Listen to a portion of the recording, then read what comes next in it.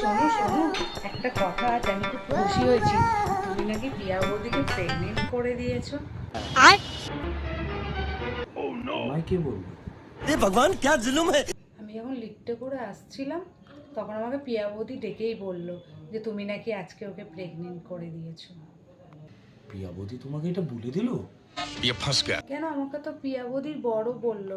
তুমি যখন পিয়া বৌদিকে প্রেগনেন্ট করতে গেছিলে, পিয়া বৌদির বর তো পাশের ঘরেই ছিল, উনি তো সবই শুনেছেন, তার জন্যই আমাকে বললো।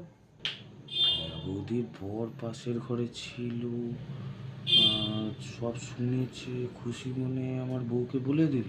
ব্যাপারটা ঠিক বুঝতে পারছি না তো, কি বলো তো? তোমাকে যখন জিজ্ঞেস তো মানে বললো ব্যাপারটা, তুমি কি বললে? আমি আবার কি বলবো, আমি তো খুশিই হয়েছি। অনেকদিন ধরে জিনিসটা আটকিয়েছিল, আজকে হয়ে গেছে, আমি বেঁচে গেছি বাবা। তুমি ব্যাপারটা মেনে নিলে? খুশি হয়েছো? হ্যাঁ, খুশি হব না?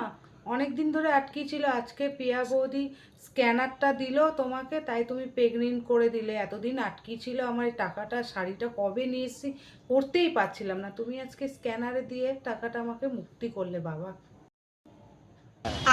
স্ক্যানার? প্রেগনেন্ট? আরে বলটা, ওটা প্রেগনেন্ট না, ওটা পেমেন্ট। পেমেন্ট। ও হ্যাঁ হ্যাঁ প্রভু, ও একই হলো, পেমেন্ট আর প্রেগনেন্ট একই। জোর পেতে গেছি। হ্যাঁ হ্যাঁ হ্যাঁ, পেমেন্ট।